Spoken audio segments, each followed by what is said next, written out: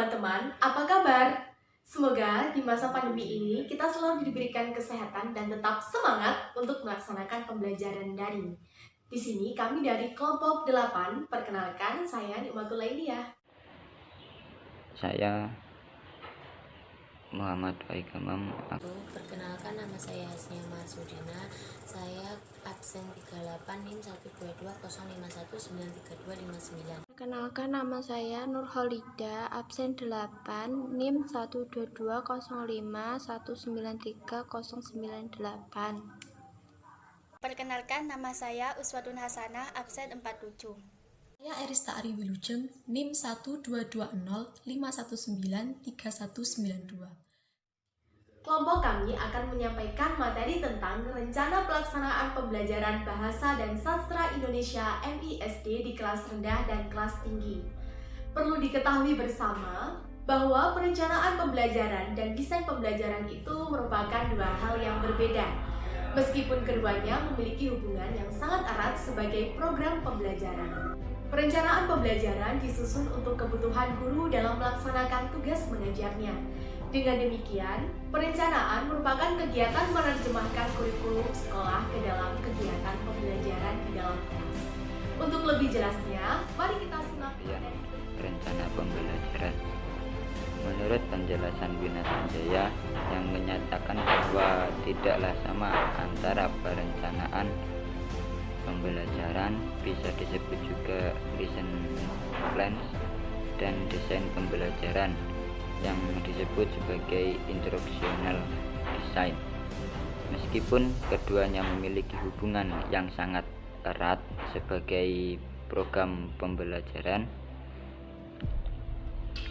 selengkapnya juga diuraikan oleh Wina Sanjaya.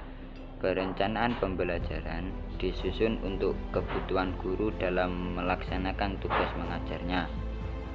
Dengan demikian, perencanaan merupakan kegiatan menerjemahkan kurikulum sekolah ke dalam kegiatan pembelajaran di dalam kelas. Walaupun perencanaan pembelajaran berkaitan dengan desain pembelajaran, keduanya memiliki posisi yang berbeda.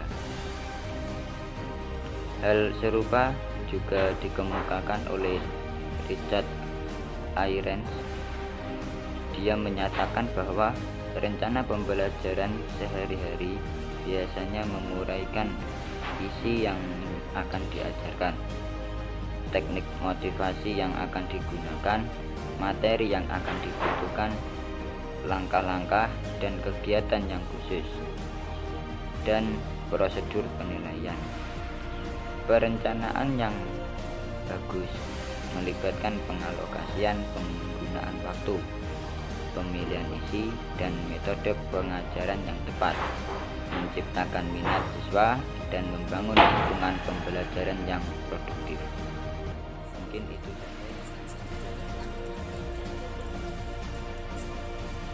Jika dilihat secara terminologi, perencanaan pembelajaran pada dasarnya tersusun dari dua kata, yaitu perencanaan dan pembelajaran.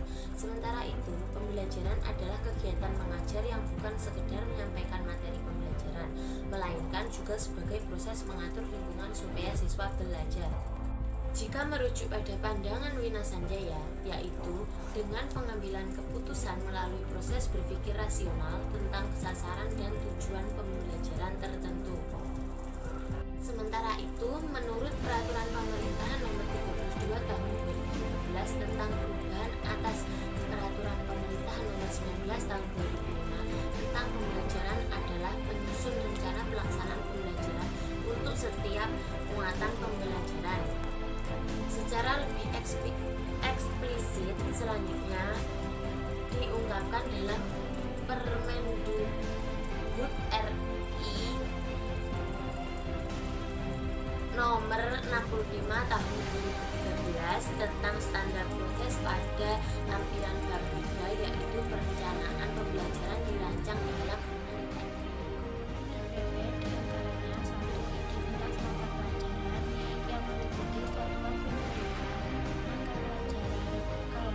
semester, jumlah pertemuan, dan alokasi waktu.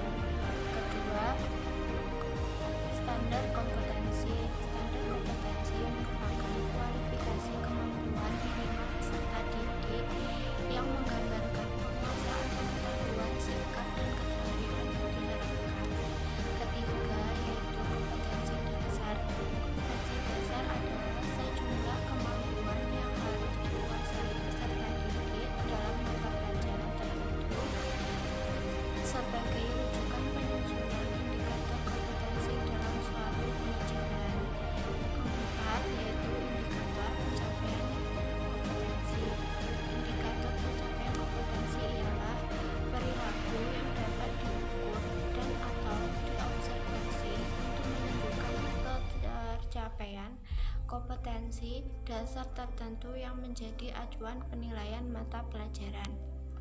Yang kelima yaitu tujuan pembelajaran. Tujuan pembelajaran menggambarkan proses dan hasil belajar yang diharapkan dicapai oleh peserta didik sesuai dengan kompetensi dasar. Yang keenam yaitu materi ajar, memuat fakta, konsep, prinsip, prosedur yang relevan dan ditulis dalam bentuk butir-butir sesuai dengan rumusan indikator pencapaian kompetensi. Yang ketujuh adalah sumber belajar.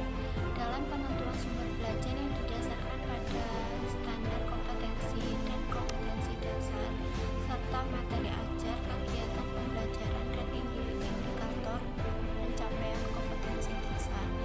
Yang kedelapan yaitu alokasi waktu.